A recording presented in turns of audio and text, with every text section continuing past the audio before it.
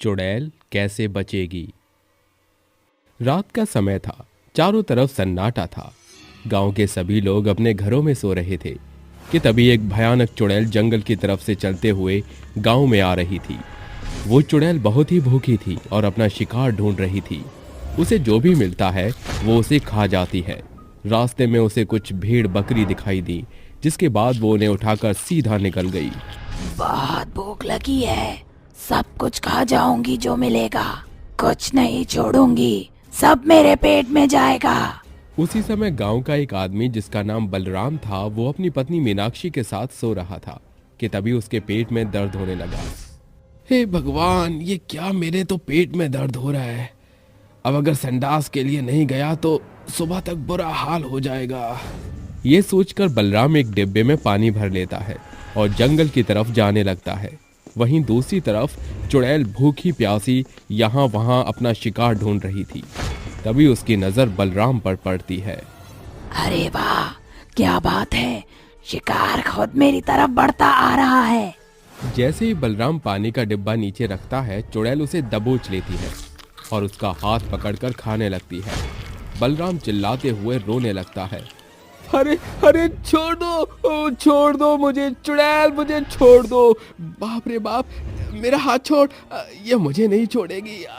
खा जाऊंगी तुझे, पूरा खा जाऊंगी, थोड़ा सा भी नहीं छोड़ूंगी। इतना कहते ही चुड़ैल उसे पूरा निगल जाती है, जिसके बाद चुड़ैल गायब हो जाती है। अगले दिन बलराम की पत्नी मीनाक्षी अपने पति बलराम को पूरे गांव में ढूंढती है। अरे काकी, क्या आपने मेरे पति बलराम को देखा है? पता नहीं सुबह से कहाँ गायब हैं, कहीं मिल ही नहीं रहे। नहीं बिटिया, मैंने बलराम को नहीं देखा। उस दिन के बाद से धीरे धीरे गांव के कई लोग गायब हो जाते हैं, जिसके बाद गांव वालों को कुछ समझ नहीं आता। एक दिन गांव का मुखिया पंचायत में अपनी बात रखता है। आखिर ऐसा कैसे हो सकता है? गांव के लोग धीरे धीरे अपने आप ही गायब होते जा रहे हैं। अगर हमने सही समय पर इस बात का पता नहीं लगाया तो पता नहीं क्या होगा। मुखिया जी, मेरी 8 साल की बिटिया भी घर से गायब है, कहीं नहीं मिल रही। अब हम क्या करें? शायद मैंने कल रात को तुम्हारी बेटी को जंगल की तरफ जाते हुए देखा था, लेकिन मेरी बहुत तबीयत खराब थी, इसलिए मैं उसके पीछे ना जा सकी। मुझे लगा कि रात के समय तुम्हारी बिटिया को संडास आया होगा, इसलिए वह जंगल की तरफ जा रही होगी। लगता है ये सब जंगल से ही हो रहा है। हमें इस बात का पता लगाना होगा। आज रात सभी लोग चौकन्ने रहना और कोई भी संडास करने घर से बाहर मत निकलना। सभी लोग मुखिया की बात मान लेते हैं और रात के समय कोई भी घर से बाहर नहीं निकलता। वहीं दूसरी तरफ वो लोग अपने अपने घर के बाहर कुछ जानवरों को बांध देते हैं और सभी घर के अंदर रहकर जानवरों के ऊपर कड़ी से कड़ी निगरानी रखते हैं। तभी आधी रात के समय जंगल से एक भयानक चुड़ैल गांव की तरफ आने लगती है। लगता है गांव के सभी लोग सो गए हैं, कोई भी नहीं दिख रहा। आज इन जानवरों को ही खाकर अपना पेट भर लेती हो। ऐसे ही चुड़ैल जानवरों को खाने लगती है।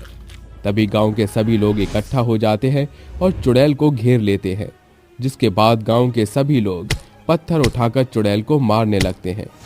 ये क्या कर रहे हो तुम लोग? छोड़ दो मुझे, जाने दो। मुझे पत्थर क्यों मार रहे हो तुम लोग? बता चुड़ैल, कहाँ है मेरी पत्नी? तूने मेरी पत्नी को कहाँ छुपाया है? मेरे पति बलराम भी नहीं मिल रहे हैं, तूने ही मेरे पति को खाया होगा। चुड़ैल कहीं की, तुझे शर्म नहीं आती इंसानों को खाकर? जिन लोगों की तुम बात कर रहे हो वो लोग तो अब मेरे पेट में हैं। ये कहकर चुड़ैल अचानक से गायब हो जाती है। वहीं दूसरी तरफ गांव के सभी लोग डर जाते हैं। मैं अब इस गांव में एक पल भी नहीं रुक सकता। मैं तो आज ही अपना बोरिया बिस्तर बांधकर शहर जा रहा हूँ। अगर यहाँ रहा तो इस चुड़ैल के हाथों मारा जाऊंगा। ये चुड़ैल तो बार बार गायब हो जाती है, हम इसे नहीं मार सकते। हाँ हाँ बिल्कुल, हम भी गांव को छोड़कर जा रहे हैं। ऐसे गांव में कौन रहना चाहेगा जहां पर एक चुड़ैल का साया हो। धीरे धीरे गांव के सभी लोग गांव को छोड़कर चले जाते हैं। वहीं दूसरी तरफ अब चुड़ैल को इंसान का भोजन प्राप्त नहीं हो पाता और वो बौखला जाती है।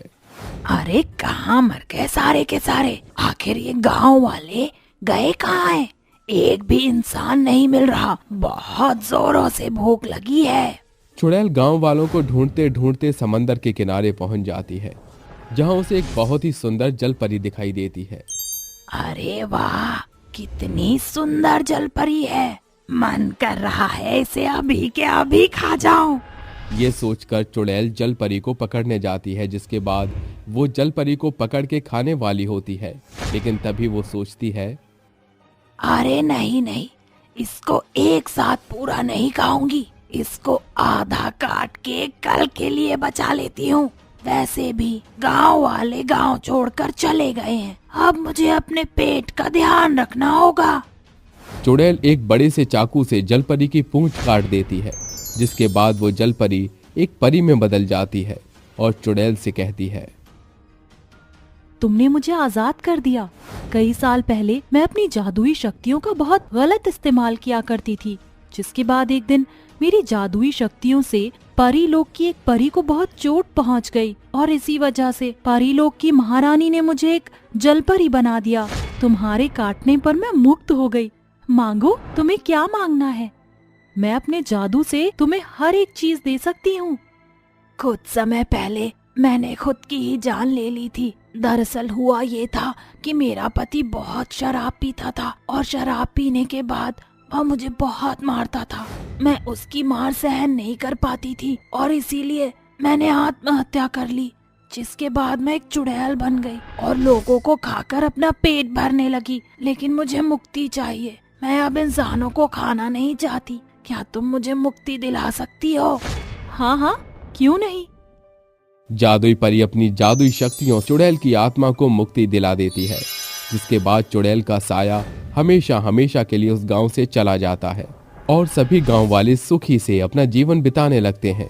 परी भी वापस अपने परी लोक चली जाती है, जिसके बाद वो अपने जादू से लोगों की भलाई करती है।